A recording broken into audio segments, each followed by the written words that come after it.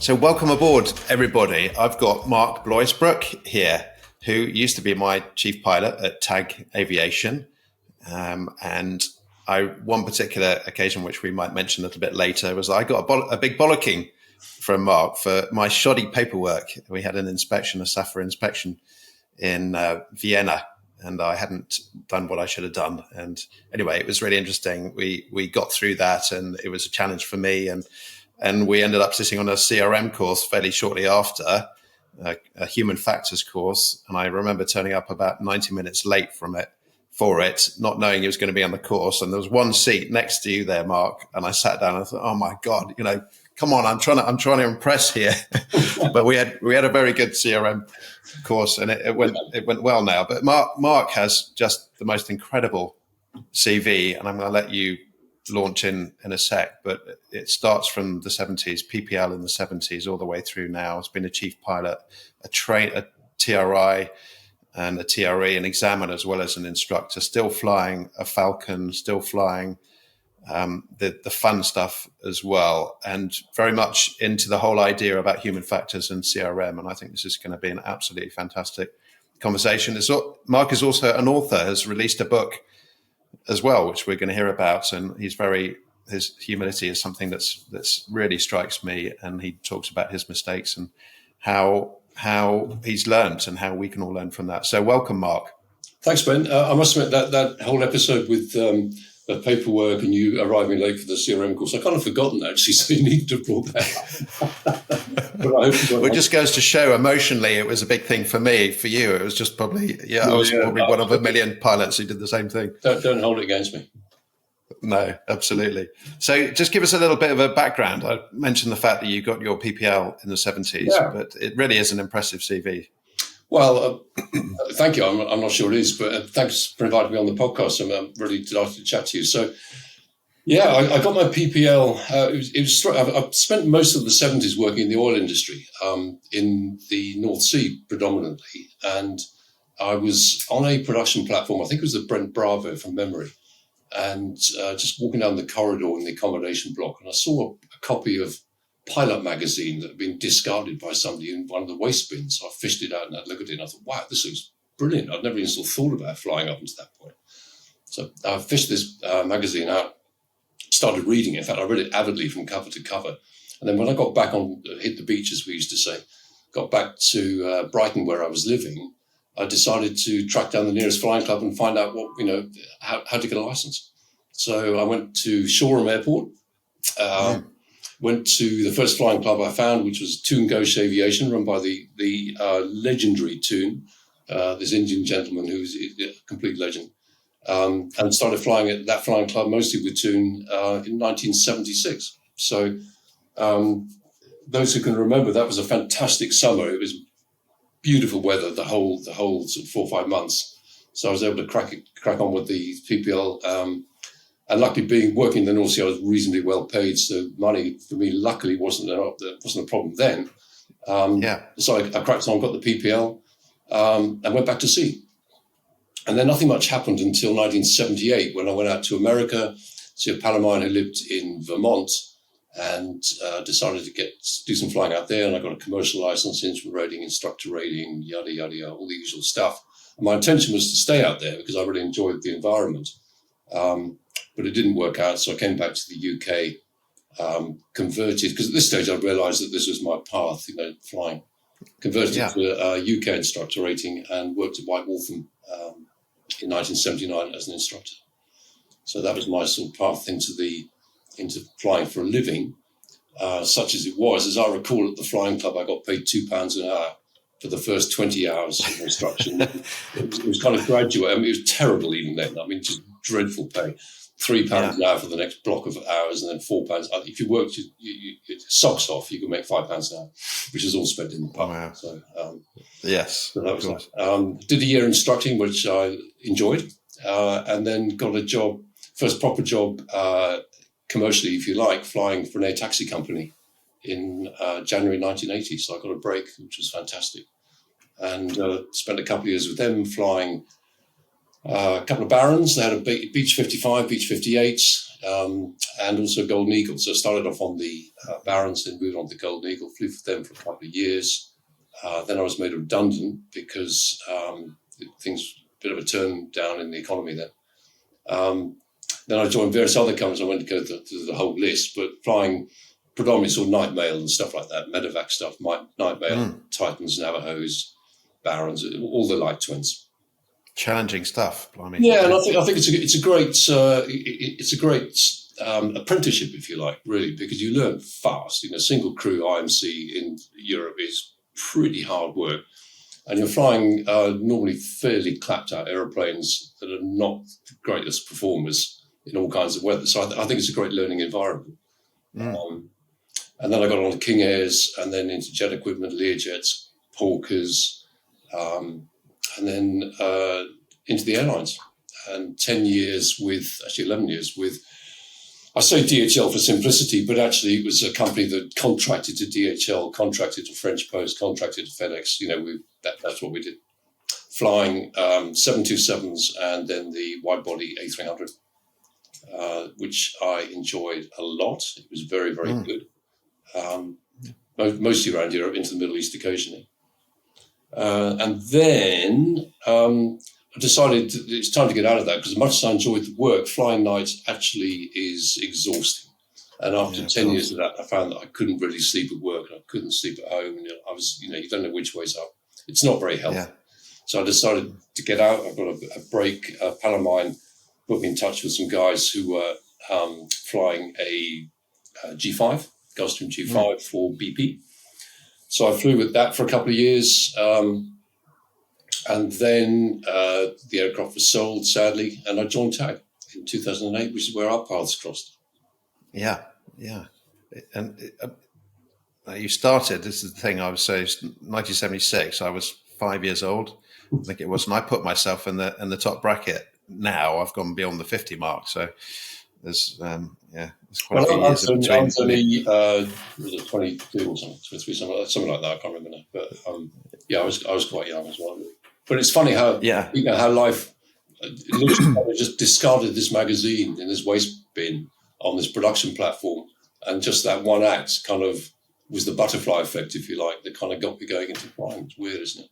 Yeah. Well, actually, there's a similar story to me, because I was 25, trained as a property surveyor, struggled with school, didn't think I was intelligent enough. I think I've repeated that on the podcast a number of times, and hit the 25-year-old stage of thinking, what do I want to do? And I'd hit a real low point in not getting into the Royal Institution of Chartered Surveyors, failing my interview.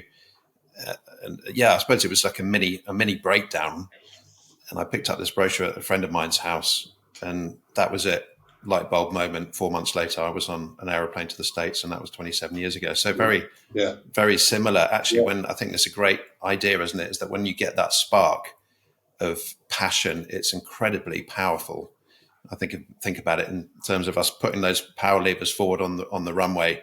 It's just the sense of exhilaration is just incredible. It's very fortunate. But I think a lot of people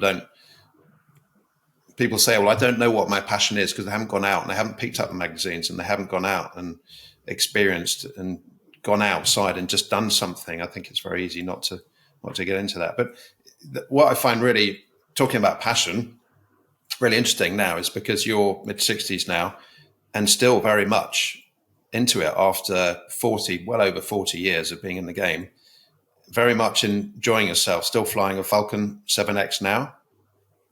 Mm-hmm. Yeah, I do. I love it. I love the industry. It's something that's, it's funny. I think in the corporate world, you find guys who are quite happy to go on, because it's a fantastic job, but it's a very privileged job. I mean, can't say it doesn't have its challenges. Of course it does. But most guys are happy to continue flying because they enjoy it.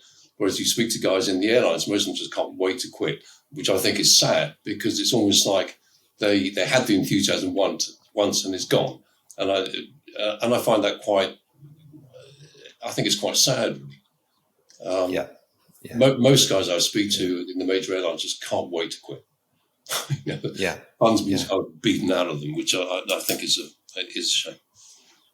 No, I'm exactly the same with you. I think plenty of people I started with 25 years ago I think the telltale sign is, would you encourage your children to do the same? And when they say no, I wouldn't, because things are different and all the rest of it. But I actually think that's much more to do with the fact that it's very easy to stay in an airline because you get the seniority, and then the pay is good, the pension is good, the roster is good, you can choose your holidays and things like that. But of course, that's just staying in the comfort zone, and I think that can be very detrimental in terms of passion. And actually, I think so. Yeah. And lack of variety, really. I mean, I think we're very fortunate. We link very bizarre city pairs sometimes, don't we? Things that airlines would never do.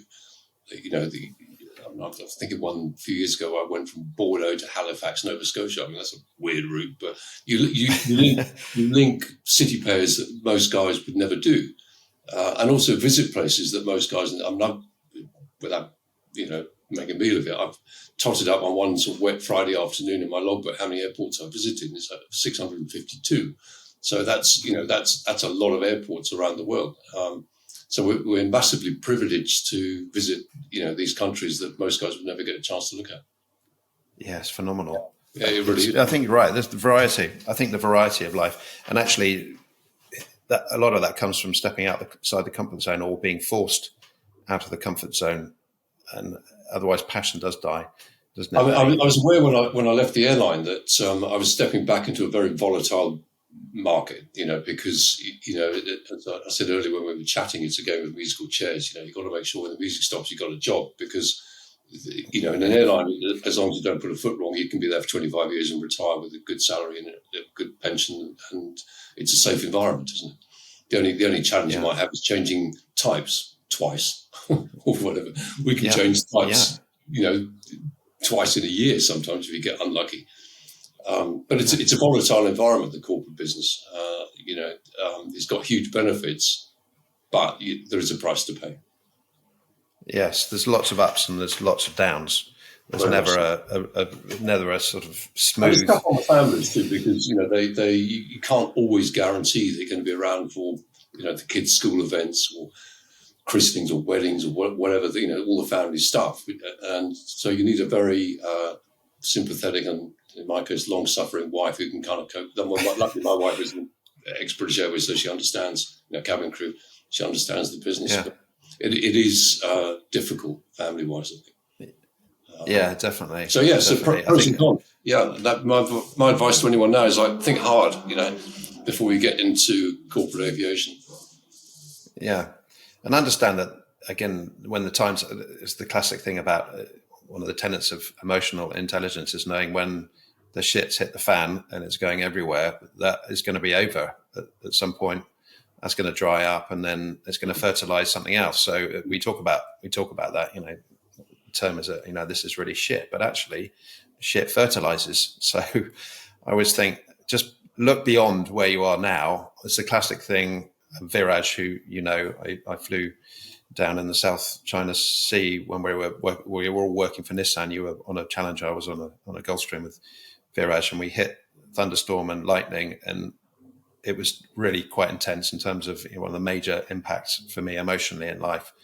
But the contrast with the incredible sunrise on the other side was just phenomenal. That beautiful. It was 6 o'clock, 7 o'clock in the morning when we got through all the turbulence and the lightning, and we saw this just phenomenal cloud rising and beautiful over Indonesia. It was wonderful. But that's the point, isn't it? And I think this in our industry is that it can be, we get to do things like that. We get to sit on the ground for days and days on end to see these incredible places. In the airline, you don't tend to do that these days. So it's just a machine.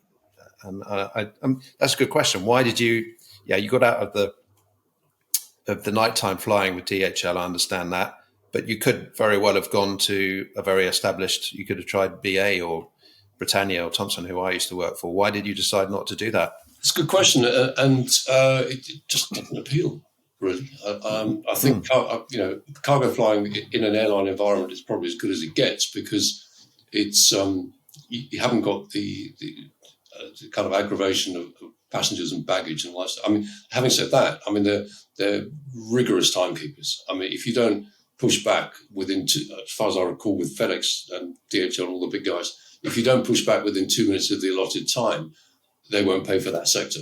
I mean, they will hammer the provider. In this case, we were a company that contracted to lots of different people. They can't control when you arrive at the destination, but they can definitely control when you leave. So it's a pretty slick operation because the logistics are enormous. You can imagine. I mean, incredible setups. So it's a challenging environment, and it's also there's not many airlines where you could do 4 sectors a night in a wide body jet. I mean, that just doesn't happen, does it? No. It's quite unique flying. Yes. The A300 is a big old beast, and sort of throwing that around the sky 4 times a night is unusual, and it's different, and I enjoyed that aspect of it. The thing that actually kills you is the night flying. Yeah, and I'm a bit of a night owl. I can stay up all night, but even then, it kind of got to me. So yes, I went back to my first love, which is actually flying corporate jets. That's what I like to do. Yeah. That was a similar route to me. I started in the corporate world, wanted to tick the box of the airline thing. Enjoyed it. It was a good experience. Did the long haul, short haul. I did some good tours in Indonesia for the Hajj, and had an amazing time down there. But it was just that feeling of, I think, for me, classic thing is, I felt just like a number for the airline. There was very much them against us in terms of management. It wasn't an inclusive thing. We were there to bloody well get on and do the job. Whereas I think in our industry here, we are representing every level of the people that we work with. So we are looking after billionaires, VIPs. We're dealing very much with the fuelers and the cleaners and the maintenance people. I mean, we get that really inclusive level, and that's the thing I really enjoy, that whole team ethic. But it does add so many different layers of potential problem. But then when we get it right, the sense of satisfaction is brilliant. Classic thing, played a lot of sports in my life. An early coach of mine said, the value of a team is really, it's way more than the sum of its individual parts. When you've got good leadership, when you get people coming together, the value of it is so much greater. And that's what I always think when times are difficult in our industry here. So I'm prepared, probably like you, I'm prepared to hit those low points, knowing that there's going to be an incredible point of sitting in Sydney for 3 days or climbing a mountain. I was in Aspen pretty much for 2 weeks on a tour last week. I climbed a mountain every morning. It was incredible. Well, you spin a lot of plates in this business. And I think that's the thing I missed, was the lack of challenge. The only decision I really had to make, or we had to make as a crew in the airline, was where we're going to go for lunch. You have set fuel figures, set routes. None of it's very difficult, let's be honest. So the big question was where we're going for lunch, because obviously we kind of sleep in the morning, go for lunch, sleep in the afternoon, then go back to work. And that kind of involvement is something that I really missed. I mean, in the corporate world, flying the jet is a given. You don't even think about it. You just do it, right? We're all doing the job. It's all the other stuff, which is like 90%, as you say, like juggling, the slots, the catering, the refuelers, the cleaners, this, that, the other, getting it all to work. And when it works well, it's and it all comes together, and you do a really good job and everything, because the passengers don't know. It's the classic, swan with the paddling feet, isn't it? They don't know what's going on behind the scenes, and they don't need to know, and they shouldn't know.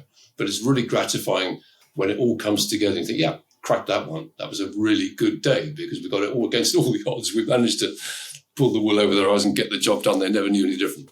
And I find that I get a kick out of that, and that's what I missed in the airline, to be perfectly honest. Yeah, you and me are the same. I absolutely on that. It's and thinking about the time that you've been in the industry, in terms of that inclusivity, the way we interact with each other, you're very much been involved in CRM, cockpit resource management, for those who aren't particularly aviation orientated, but it's human factors really, and it's a very different place from the 70s, as we were talking about before. Even the last 10 or 15 years I've known in the industry is very different. The gradient, the gradient from being the big boss and being the junior is shallowed out massively in the last few years, isn't it? I mean, how do you think we could talk about this for hours, couldn't we? But what do you think?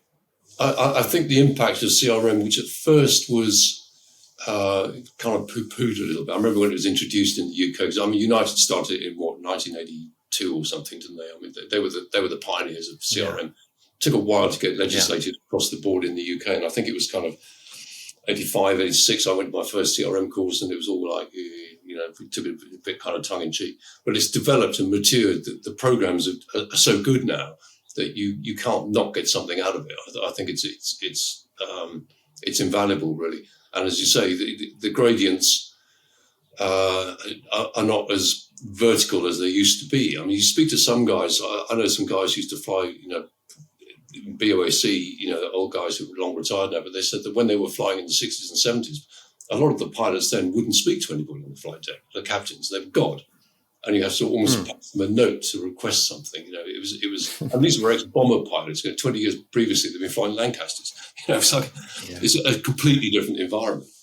And it was a kind of an atmosphere of fear on the flight deck. Yes. That's gone. I don't think that exists anywhere. Well, certainly in the Western world, it just doesn't exist.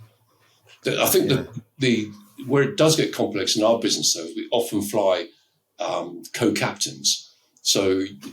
And that can cause other problems because we're all old enough and ugly enough not to worry what seat we sit in, but it's slightly uneasy arrangement, I think, because you want to help out, but you don't want to think that you're treading on their toes. And the grading can be a little bit too level, I think, in corporate aviation.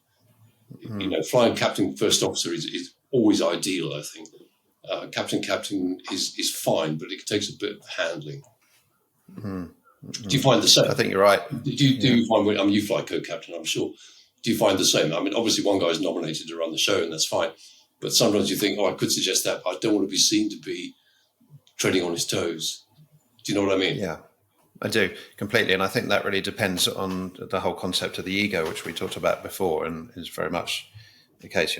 Us blokes do suffer. Well, we all suffer from an ego, but traditionally, blokes aren't allowed to be wrong. You've got to go out there and you've got to kill the beast, and you've got to survive the war. So you had to absolutely go out there, be ultra competitive. And if somebody got left behind, we didn't have the luxury of picking them up and supporting them. But for me, I've found that a lot, actually, interestingly, that the co-captain thing can be a real challenge. The last couple of operations I've joined, I've actually been very experienced on the Gulfstream level in this business, with managers senior to me who and co-captains who haven't had the experience, and I'm sure they would argue it's my personality, but it seems to be like a common thread that triggers a sense of uncertainty or a sense of inadequacy, perhaps. And the other person, then that can be played out in very much a defensive thing of trying to prove, perform, please, perfect, all the P's that I call them, which includes pointing out where I've gone wrong, for example. So I suppose the answer to the question is that I have played the slight dumb pilot a little bit on a number of occasions in the last few years because of that need for the co-captain to prove themselves and develop the level of experience, or try and come across as having the level of experience that they didn't have. So it's been a real challenge for me. So I've gone from the junior co-pilot of wanting to know all the books and knowing everything, thinking, actually, I think it's pointless for me to know everything and be perfect at everything. I'm just going to sit back there, and if they think I'm some aging old washed up pilot, then that's the way it's going to be. I know that I can jump in when I need to. So I think you're absolutely right. It's a real challenge in our industry. Mm-hmm. Yeah. As I say, most guys cope with it very well, but I think we're all conscious of the fact that you don't want to tread on somebody else's toes, essentially. Yeah. So, but that aside, I think I wouldn't swap it for the world. I think it's great. Yeah. No, I think you're right. Actually, we were talking about the difference between the introvert and the extrovert, and you pointed out very much that kind of brings this thing in, doesn't it? Is that we're sitting next to each other. We don't want to upset the other person. We're in a very claustrophobic environment, sat there for hours and hours and hours. A lot of boredom in the potential boredom. I never get bored, but there's a lot of boredom in the crews. We're tired. We're under pressure, and yeah, we're not traditionally extroverts. Actually, people think we're extroverts, but we're not particularly, are we? No, we were chatting about that earlier, weren't we? The public perception is, I suppose, from, I don't know, Blackadder or whatever, World War II fighter pilot movies or something. We're all fierce, willing extroverts in aviation, which is nothing could be further from the truth. I think we're actually quite reticent in coming forward naturally, partly because no one wants to be known as a smart aleck, but also because I think we're thinkers rather than doers a lot of the time. We were saying previously, that if you get a bunch of pilots in a classroom and the instructor asks for a volunteer to do something, everybody puts their head down. It's like, time and time again, at CRM courses or something, nobody wants to get involved. Yeah. You get a bunch of salesmen selling photocopier machines or something, guys who are driven and naturally extrovert, and they'll all be, I'll do it. There's a huge difference. The public think we're different to what we are. And I do feel sorry for guys who try to run courses and they're trying to. I'll tell you who are very good at this, actually, people who do speed awareness courses. Not that I've done one, clearly, but these guys that I have. Yeah, done about 4, but those guys are absolutely brilliant at getting people involved, because everyone there definitely doesn't want to be there. You can just see it's written all over the faces. It's a day they're never going to get back in their lives, and they just don't want to be there. And the guys, the instructors, are very, very good at making sure you get involved. And that's a skill. I must say they're very good at that. Yeah, I think you're absolutely bang on. So how do we change that in our industry? How do we change from the natural introverted characters, as again, we were talking about earlier? You can understand why. We have to put an awful lot of work into becoming the pilot. We have to sit there and looking at manuals for hours and weeks and months. And we have to go back and analyze our own performance and in such detail. So it is, I suppose, geared towards that introverted type thing. But how do we actually get more involved in the CRM? Because that's the big area of issue. It's very safe now. Technology is very safe in our industry. So it's not really the airplanes that let us down. It's ourselves that let us down. So how do we develop that ability to be a little bit more extrovert and to be able to communicate better in the flight, that actually listen? Listening 100%. We don't listen enough. I don't think anybody does, actually, in our business. I think people in general don't listen enough.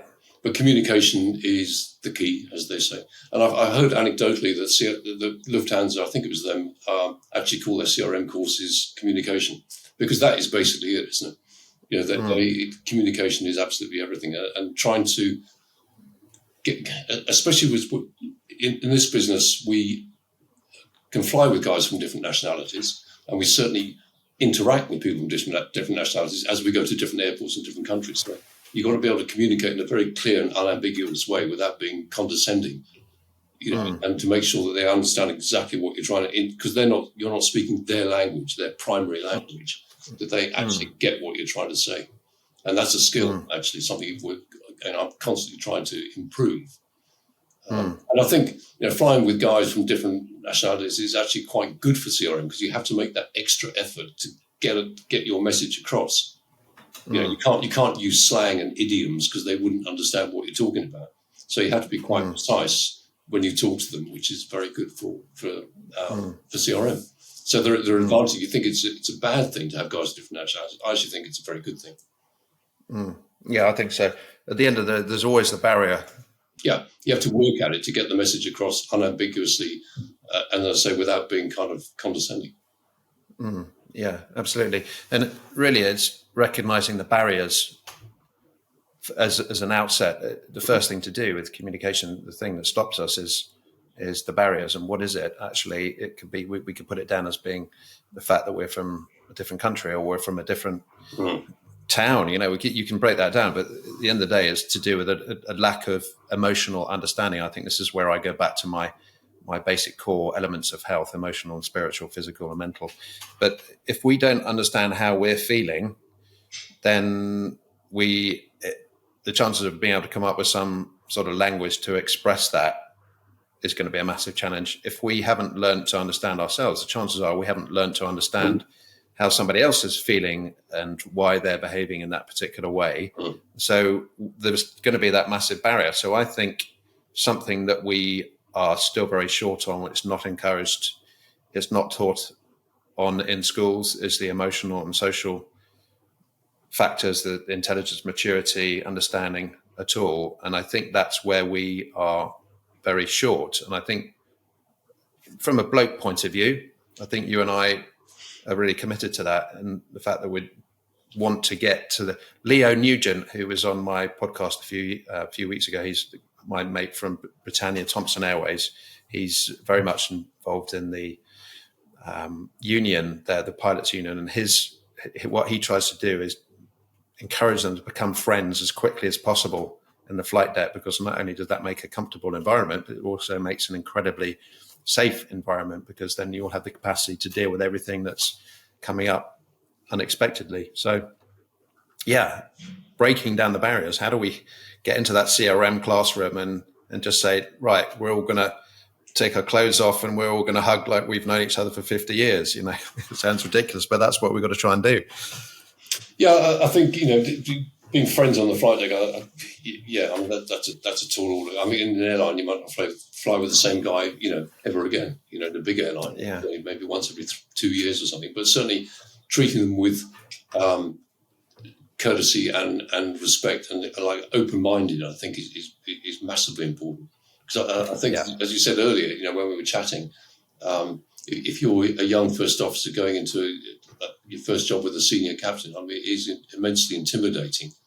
And I think it used to be, decades ago, very intimidating. I think now people make an effort to try and be more inclusive. I haven't heard bad stories about real sort of domineering captains for a long time. Unfortunately, I think they've all retired or has been beaten out of them. So, I think just a sort of open-minded, inclusive, and kind of friendly environment. Okay, don't be mates for life, but you just have to get on. But that's a two-way thing. It takes both guys to do that and find common ground somewhere. Yeah, absolutely. I was actually listening to a podcast. It's a brilliant friend of mine. It's called Amazing War Stories, and there was a guy, an SBS soldier, talking about how you create the right environment to all work in the best way possible, and is recognizing that you're never going to be friends with everybody.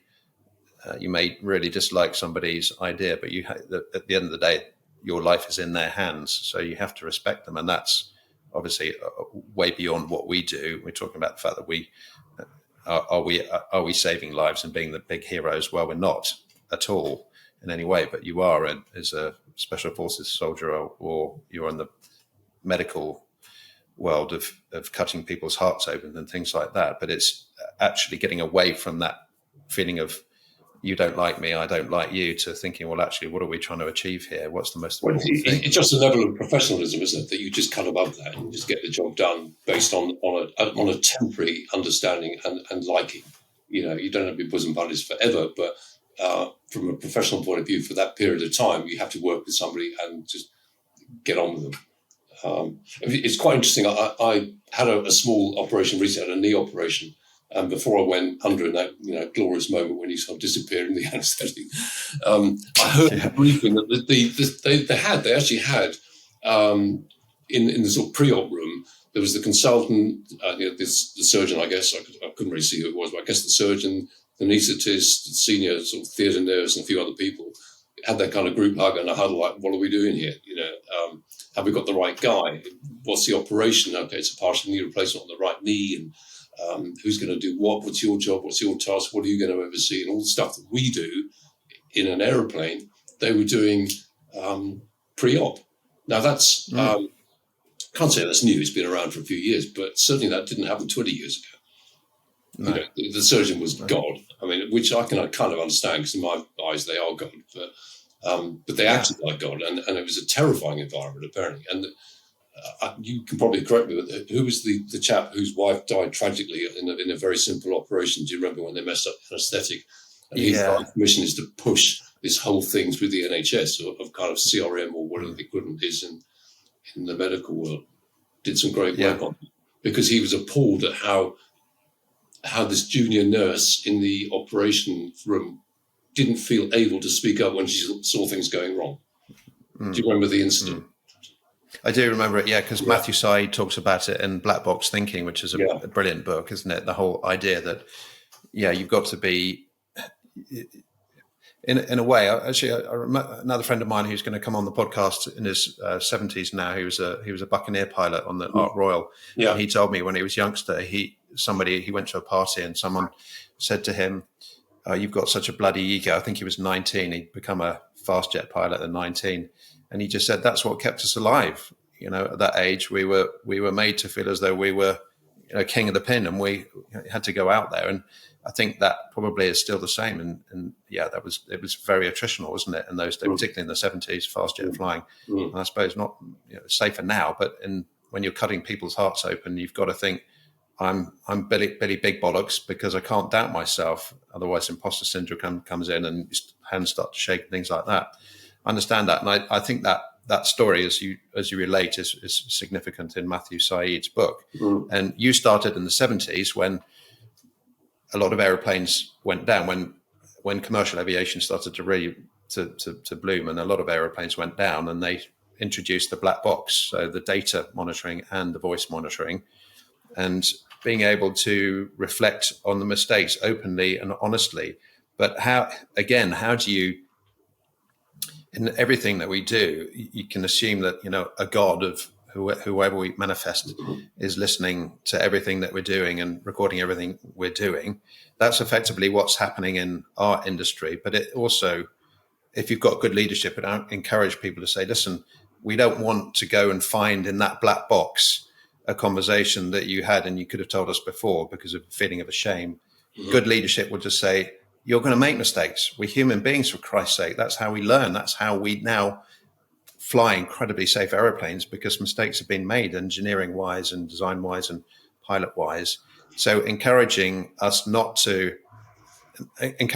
people to think making mistakes is absolutely normal. Let's work out how we can learn from something. I do a lot of analysis of airline crashes just out of interest. I listen to a lot of podcasts and a lot of YouTube stuff, and I kind of glean what I can out of it. And there's a podcast around, I think it's called Plane. I hate to promote somebody else's podcast on your podcast, but I think it's called... No, go for it. I think it's anything that helps. Plane Crash Podcast or something. Anyway, it's about a guy, I think it's what it's called. And it's very, very good, because it's about a guy who knows nothing about aviation, but he's got a fear of flying. And the reason he does this podcast is to find out or look at accidents that happened, and then the most important thing is, what did industry learn from that accident that has made airline flying safer? That's the point. Not just like analysing, they did that wrong and they crashed, but what did the industry learn out of that crash?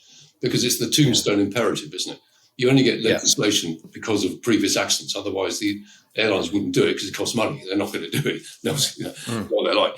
So it's only when accidents happen and they think, well, if they'd had smoke hoods, if they'd had emergency exit lighting, if they had X, Y, Z, that might not have happened. That's how the industry learns. And that's the point of his podcast. And I think it's a very, very good one. I've learned some interesting stuff out of that. Because if you think about it now, aircraft crashes are major news because they never happen. Virtually never happen.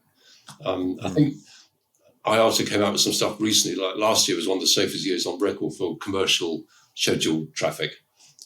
You'd have to fly once a day for 103,000 years to be involved in a fatal accident. That is statistically insane.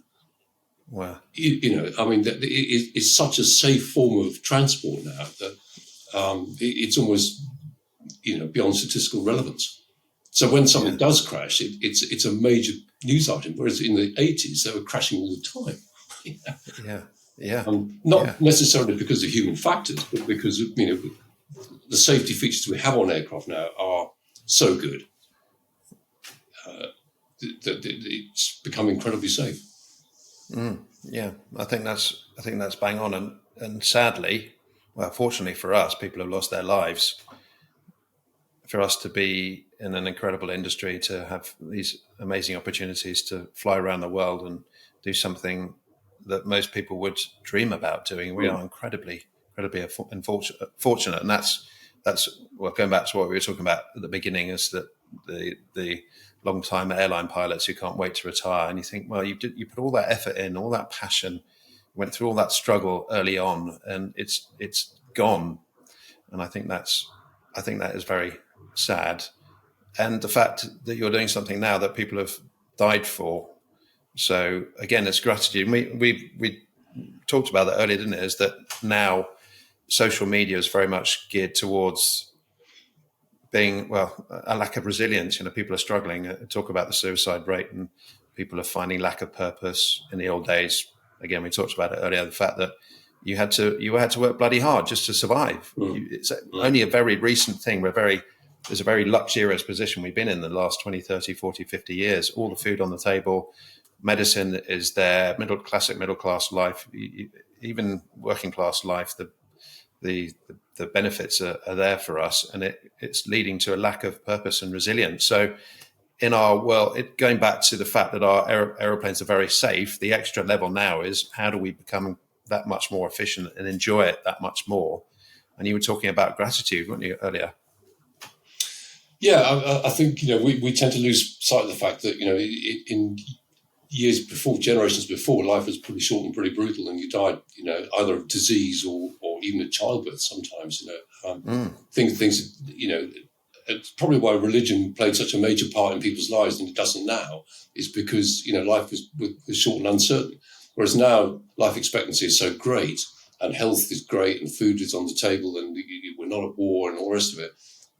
We for the last, post-war, I suppose, have lived in an era that's unheard of in human history. I mean, literally. Yeah. If you go back, thousands of years, there's never been a period globally where you've lived in better times. And I think people lose sight of that. They get so wrapped up in their own little sort of rabbit hole of whatever that they can't see the big picture, that actually life is pretty good. And it's not, you can't say, they can't say that I don't know what it was like before because I never lived there, but you've only got to use common sense to see that life was pretty bad for most people, most of the time, for countless generations. And that's not the way it is now. I think, gratitude for the times that we live in wouldn't come amiss. I think you're right. That's not to belittle some guys who do have genuine issues and genuine mental health and all the rest of it, but for the bulk of people, the majority of people, they should just really realise that this is actually pretty good. Yeah, I think you're right. Yes, the whole purpose of life was to survive in the old days. Now we have that luxury, and we talk about passions. Yeah, you started in your 70s. It was a luxurious position. I started in the 90s flying. It was a luxurious position to be able to follow our passions. And even now, you look around in certain parts of the world and in certain communities, even in our own country, and the chances of really following a passion is very limited. But now I think this is what we, instead of thinking, well, we're not just having to survive, and childbirth, as you said, was a high risk for the infant and for the mother.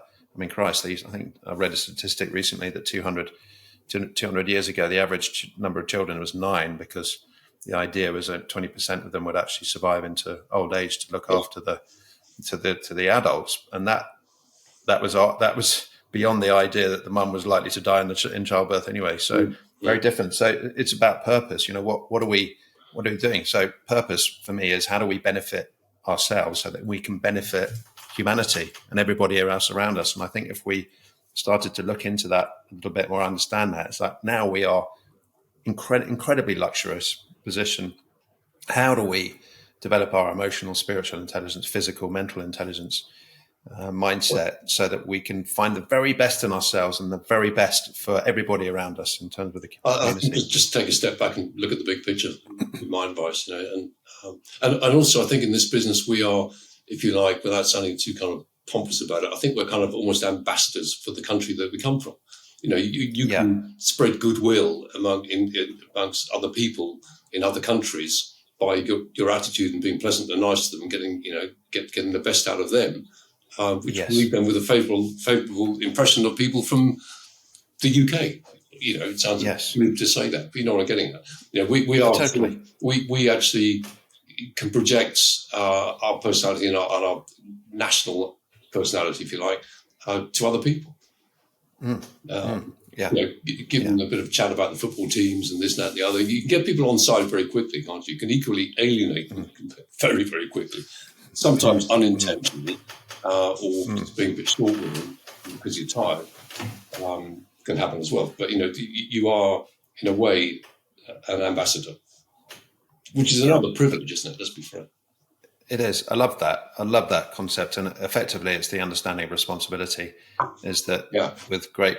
I think it's the Marvel movies. With great responsibility comes great power, but with great power comes great responsibility, and we are effectively in a powerful position. We need to take responsibility for that and be great ambassadors. And I think it comes back to that. How do you make, like when you're talking about the CRM course, standing there and trying to get everybody involved? Is how do you make the answer for me is how do you encourage other people to feel comfortable about themselves, feel less insecure around us or insecure in their own position, and that takes a lot of understanding to create that comfort from somebody, because as we know, we're encouraged to be leaders, of course, in our industry. Is the best way to get things out of people is to make them feel comfortable and relaxed, and then everything starts to fire. Everything starts to fire because you come out of emergency mode. Everything is streamlined. Beautiful aeroplane. I think of it the same concept. Everything is just synced in together. It's just incredible. And to encourage, find ways for us to feel comfortable, and then the people around us is, I think, the secret to life. It's funny on CRM courses, you see that in an hours of microcosm, if you like, because as I say, they start off with everybody looking glum and not really knowing how to get involved and not want to make a fool of themselves and not want to volunteer or anything. By the end of the hour's course, they're all best mates. Yeah. Have you noticed? Yeah. Everyone's chatting away. Yeah. Oh, great, this, that, and the other. What airplane do you want, where you're based, and who you're flying with, all that stuff. Whereas 45 minutes to an hour before, they were barely talking to each other. Yeah. That's just like an example of where people can, with a little bit of prodding and encouragement, actually communicate and chat and get on. Yes. Yeah, absolutely. And for me, I think it comes down to understanding both sides of our personality makeup, i.e. we may have a male body, but we also have a feminine side. So the male characteristic is generally represented, I suppose, in spirituality, something, the aggressive sun that's beating down. The female side is much more the sort of pacifying, encouraging lunar side, i.e. empathetic and compassionate, and we're assertive and going forward. But understanding both sides so that we can read the situation effectively. Sometimes we need to be assertive and really enthusiastic to get things done and pushy, and sometimes we need to hold back and just say, are you feeling okay? And are we feeling okay? And put an arm around each other. Actually, it's interesting because your mate, Simona Moorcroft, my mate as well, who you used to fly with, I was up supporting her in a course she was doing up in Cambridge recently. Yeah. It was on voice and communication, and she did it brilliantly. So she's done a master's in voice and communication, having been on high-level stage and worked in the VIP flying world as well. And she had a bunch of 16-year-old Chinese students come over. And culturally, as you talked about, I was watching from the sidelines, and they were sat there all notebooks and hands across and very polite. What are you going to tell us? What lecture are we going to have now? And she basically said, right, put everything down, take your shoes and your socks off and come and hold hands around in a group. And they were all, oh God, it was like emotional hijack. They couldn't, and the blokes and the boys, bless their hearts, to hold a girl's hand there was hilarious. And I took some video of it. But she got everybody to hold their hand, and then she started doing some humming and then made them laugh. And then literally everybody just folded in her hands so quickly. And we did 3 days. It was an hour and a half, 2 hours, I think. And I played the guitar for her. What a Beautiful World at the end. And, there were hugs and the tears and just that feeling of inclusivity was just so powerful. Just that brilliance and breaking down the barriers, just absolutely. Yeah, well, Simona would be brilliant. I can see that working very well. Yeah, fantastic. So at the end of the day, we're all the same underneath, aren't we? We're all humans. Culturally might be different, but we're all very, very similar. I mean, you peel back the layers, we're all very similar. Yeah, absolutely. We're all soil. My spiritual understanding is that we're all soil from the ground. We come up from a tiny nothing. We can't even see the egg and the sperm. You can't even identify them, and yet we're made into these incredible things. But we all come up from the earth and go back down. So I think as soon as we get rid of that sort of identity of being, rich, poor, black, white, American, Indian, UK, or something, I think we're all on the same level. It's brilliant.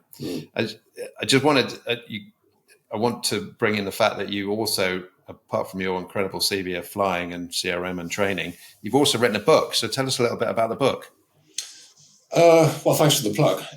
It's a book that I wrote for my family, essentially, during lockdown. I enjoy writing. People say I'm reasonably good at it. So I just sat down, and what I thought would be a fairly quick project turned into months, because these things take a lot longer than you think. So it's basically sort of bite-sized anecdotes of things that have happened to me during the course of my career. Although a friend of mine, a colleague years and years ago, said, you don't have a career in aviation. You just, if you're lucky, you have a job around airplanes for a while, which is funny. Love it. Which is quite true. But it just bite-sized anecdotes of stuff that's happened over the years. Because, no one knows actually what we get up to. We leave the house, with our flight bag and stuff, and we go off for 3 or 4 days and come back or whatever, or a month or whatever it is. No idea what goes on. So just to kind of give an idea and insight into the business. So these are just kind of anecdotes. Some are quite humorous, I hope. Some are quite scary that have happened over the course of the last, in my case, 40 years or so. And it's sold quite well. I got some good feedback on it. And but most importantly, I enjoyed writing it. I enjoy writing anyway. So it was great. I really quite enjoyed it. Yeah, that's brilliant. You mentioned, and I saw your post a year ago when you put it up on LinkedIn, because I follow your writing, and it is really very good. I love reading what you say, but I still haven't read it. But I will. This is my plug. I should have done before we'd had our podcast, shouldn't I? I'm going to get a bollocking, I'm sure, from plenty of people, but it means I'm going to do it definitely, and I'd love to. Because what I stress to people is, anyone in our business could write the same stuff. We've all got stories. It's a question of whether you can be bothered to, whether you like writing. Luckily, I can be bothered, and I do like writing, so it kind of came together quite well. But we've all got stories. I mean, a lot of them would trump mine, no question about it. And I would encourage people to do it, because I think that there's some extraordinary stories out there, really, that need telling. Yeah, they do need telling. It's a responsibility. Again, we can say, well, I don't want to be exposed. It's a bit embarrassing. And what have I got to say? You even said that to me. I might even just put it up as the title for my podcast of us, saying, well, what have I got to share? And I think, gosh, that's what humility is all about. But you talked in your book, you tell me that you related some things that you got wrong, you screwed up, and how you learned from them. This is the whole thing, isn't it? Learning from mistakes, how valuable it is. Very much, especially in the early days. Well, actually, one wasn't so much in the early days. It was fairly recent, which is a bit worrying. But no, that's the way. But mostly from the early days, when I was flying light twins, and it's curious, this business, that you start off on underpowered, slightly unreliable single pilot, or we used to single pilot aircraft flying sort of IMC around Europe in light twins, and you end up in sophisticated, overpowered aircraft that are much easier to fly. It's ironic, isn't it? You start off in the most dangerous environment and end up in the safest, but just the way it goes. So but also that door's been closed for a lot of people, because the self-improver route, which is what I did, was basically get to 701 hours and get a CPL. That's the way it was in those days. So you instructed, got your CPL, and then disappeared, hopefully, and got a proper job. Not that instructing isn't a proper job, but but that's been closed off now. And I think and I make a point in the book that I think it's a mistake, because you learn airmanship very, very, very quickly. And I don't knock guys who work very hard and they get the right seat in EasyJet, 250 hours or whatever. Good luck to you. But I think there's a massive chunk of flying experience that's missing in that. And it's not, you sound like an old fogey when you say that, but I genuinely believe it's true, where you learn the hard way. It's like an apprenticeship, doing really shitty jobs in old aeroplanes, running the night mail or whatever it is. It's a tough environment, and you learn quickly. And I don't regret it at all. I would relive it any time.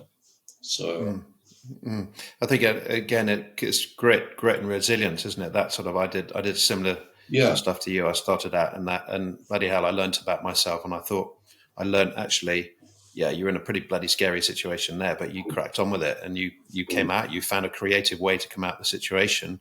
Didn't blame everybody else, and I think it's a great metaphor for life. You're the only person that can actually do something about that circumstance, and if we can bring that into life generally and just think, well, okay, if the world was going to come to an end and the decision I make now is all dependent on me coming up with a creative solution, I think we can learn to be much more resilient in life generally. But I think it goes back to what we were saying previously, that people aren't really prepared these days to do the hard graft and the apprenticeship in the way that they used to. They want instant promotion. They want instant. They haven't got the time or the patience. It probably comes down to patience, actually, to do the stuff that we used to do. They just want to go straight into a nice job, which is, I don't knock that, but I think it's sad. I think it's sad for their personal development. I think it's sad for their experience. I'm not just talking about flying. I'm talking about every walk of life. There has to be. People say it's like discriminatory that you be an apprentice and you get rubbish pay and you work all. No, it's not. It's part of life's development. It's part of a person's development that they go through that sort of thing to get where they want to be. I think it's essential. It develops resilience, as you say. Yeah, definitely. And that's where we learn to be appreciative. If we've gone through the difficult times, if everything is just milky grey, you don't get the beautiful sunshine. But if you've got to have some serious storms hitting all over the place before you get what develops character is adversity. There's no question about that. Yeah. And if you don't have that, if you live a kind of marshmallow life, then you don't actually have, your life's wasted. You don't develop and you don't contribute to the next generation. And I think that's where we're at a little bit these days. Whereas previous generations, they would instill in the younger generation there's a kind of ethics because they've lived it, and now that's not happening so much. No, exactly. I think, again, and it's promoting now that we're not forced to step out of our comfort zone of literally surviving from one moment to the next. Is actually making that decision to push ourselves out of our comfort zone into something a bit difficult, challenge ourselves, whether it be physically, whether it be mentally. Some extraordinary people who do incredible things because they do get themselves outside the comfort zone. I'm thinking of this chap recently, Russell Cook, who just run the whole length of Africa. Yeah, gosh, brilliant. There are some extraordinary people about who do these incredible things. The human spirit is still there, but I think for the bulk of people that doesn't happen. They're either not prepared to, or they don't have the opportunity to get out of their comfort zone. No, but actually, he's a very good point, because he was suffering from mental health, as he pointed out. We all suffer from mental health, spiritual health, physical health, emotional health. It's just part of life, and he recognised what was going to be the creative solution to help him out of that. As well, he could sit there and eat McDonald's and watch Netflix and look at everybody else's life on social media, thinking they're having a better time than me. And he decided, actually, I want to contribute something to humanity by finding the very best in myself. And he's raised $750,000, and of course there will be far more yet to come. And he made that creative decision. Actually, if he could find the better side of him and push himself, then he was going to be of benefit to humanity as a whole. And I think that's a very strong message. No, very much so. But that seemed to come from him, from somewhere. It's almost like a moment of epiphany, the way he described it. Yeah. He said, what am I doing? I'm 27, he's a bit younger than 24. What am I doing in my life? I'm just wasting it. Nobody pushed him into it. Nobody suggested it, as far as I can make out. I may have got that wrong, but I think it just came as like a light bulb moment to him. What on earth am I doing? And then he does extraordinary things, which I think is incredible. What a guy. Absolutely. But it goes to show that I think we're all capable of it when we hit that low point. Incredible things. We're far tougher than we realise. And that's tragedy. I think people tend to sort of wallow a little bit in self-pity. The human spirit is immensely strong, and it's showing that people just don't pick up on that. No. I think that's, gosh, what a way to finish. It's so true. Believe in ourselves. We have so much. I know that when I was younger, I thought I wasn't capable of being a pilot, and I've done 27 years of it, and I didn't think I was capable of starting a podcast or go on YouTube and put myself out there. And I've done it just because I'm stepping outside the comfort zone, and I'm no special individual. I just know the benefit of pushing myself a little bit, and you do as well. So brilliant. What's the name of the book, and how do we find it? Well, it's called Life in a Tin because that's basically where we spend our life, I guess, in a kind of aluminium tin. So that's where the name came from. It's on Amazon, or I've actually got a little website, lifeinatin.com, where you can buy it through there as well, which is preferable because Amazon, being Amazon, I don't get a lot for it. No, but that's the easy way, because, if you wanted, but whatever, everybody wants to buy it, I'd be delighted. I've got a few copies there. So it's sold quite well, which actually surprised me.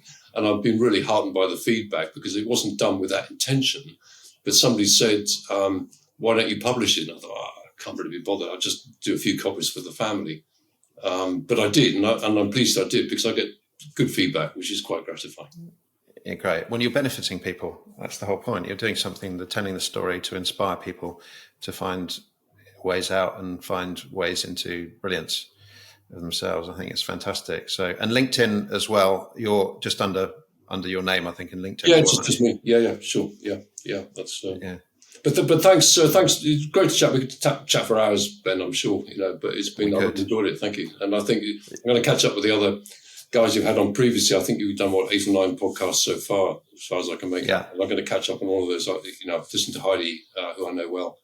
Are you going to get Simona on, or have you done her already? Simona's on. Yeah, she's actually. I went to see her in a play last night. She was one of the leading roles in a play up in the ADC Theatre in Cambridge. She was absolutely brilliant. Yeah. Once she's finished that off this week, we're going to have time. In fact, because she's quite close to me, we're going to sit down and do a face-to-face one. So she'll be fantastic as well. Great stuff. Yeah.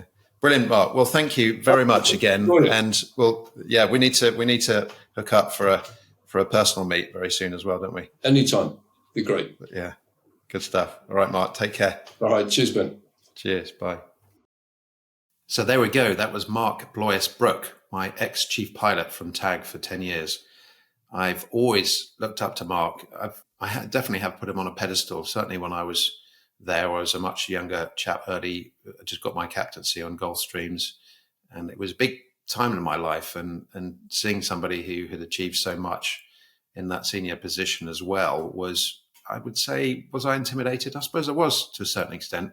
And when I got that letter from him, giving me a bollocking for putting in dodgy paperwork on a particular trip, which I'll talk about some other time. It was an uncomfortable feeling, but I had to go away and think, how do I deal with this creatively? First thing, of course, is to admit the fault. I'd made a mistake, and we managed to clear that through and found ourselves on a career resource management human factors course together shortly after, and it was my chance to step up and try to get into his good books, which I think I've managed to do. Hope you enjoyed the conversation. Mark's book is definitely worth reading. I've heard lots of the stories. In fact, he features on another podcast called Top Landing Gear. I'll put the link in that as well in the show notes. Love to hear your comments. As always, they're so valuable. They really are. I want this conversation to develop in terms of mindset and confidence, emotional understanding, spiritual understanding, the physical side as well, of course. So if you're interested in finding out a little bit more, you can navigate to my website, www.benthefleming.com. You can sign up to my monthly newsletter there, where I share some tips and tricks and some thoughts and highlight some fabulous people who've achieved things in their life, overcome some big obstacles, and some good podcasts and books that I recommend on health all around. And I would love to support you in any coaching that you perhaps might need. So you can look at my coaching packages there, sign up for a 30-minute free discovery call with me as well. So please do have a look and see what supports you there. In the meantime, I wish you all the very best, and please remember to keep it in the greens.